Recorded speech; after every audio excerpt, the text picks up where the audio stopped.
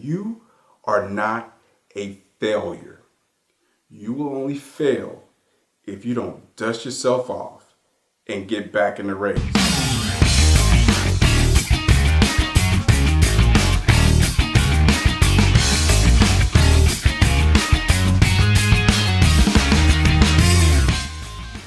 Hello everyone, my name is Derrick and I'm here just talking about the things that I love. And today, what I would love to talk about is dusting yourself off and getting back in the race. Now, I guess you could say I kind of been doing like a little video series and kind of dealing with the matters of the heart, dealing with things that will inspire us to see and look at others, and observing the little things, the things that will inspire us to enhance and grow our relationships, and be it marriage or whatever the case may be, friendship, family members, colleagues, work, whatever your situation is, everything is connected. And then, of course, being able to be exposed to your shame and your selfishness and things within you that may be causing you not to go to the next level and have peace in lieu of your relationships and whatnot, and being able to deposit love bank points in those things. But at the core, I truly believe before you can even get to that place in the beginning, and get to that place of vulnerability and dealing with selfishness, I think a lot of people out there, I'm pretty sure all of us out there, have dealt with just wanting to give up.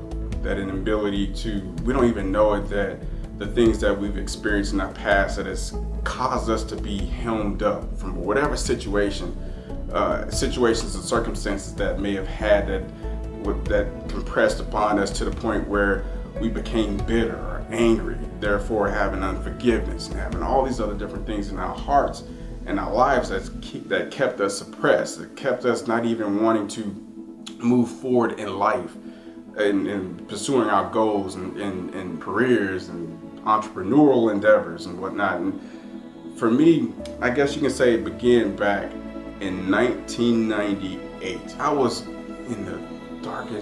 experiencing the darkest part of my life at that moment. I really truly felt like I was literally kind of going insane. And I was in college at the time. I was a sophomore at Prairie View A&M University.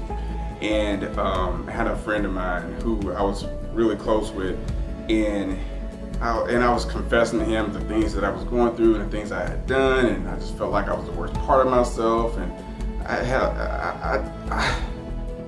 I just kept telling him, man, I'm such a failure, man.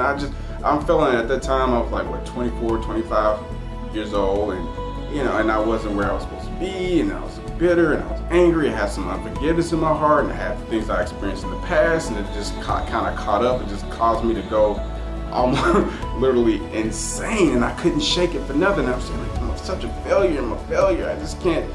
And he looked at me and he pointed at me. He said, you are not a failure. You will only fail if you don't dust yourself off and get back in the race. I have no idea what he said after that, because that one statement resonated with me in such a way.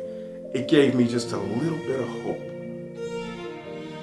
It gave me just enough energy to question my place in time and history at that moment when I felt like I was a failure, and it gave me hope, so that I said that let me see what is going to happen next. Let me see what Derrick is going to do next. And I kid you not, for 7 days, I did not go to sleep at night. I was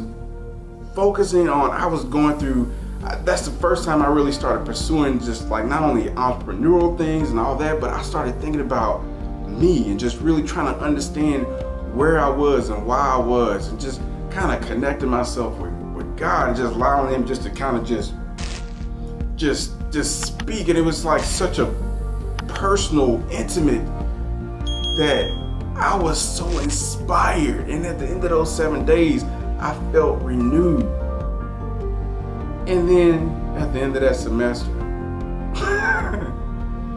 I lost my financial aid.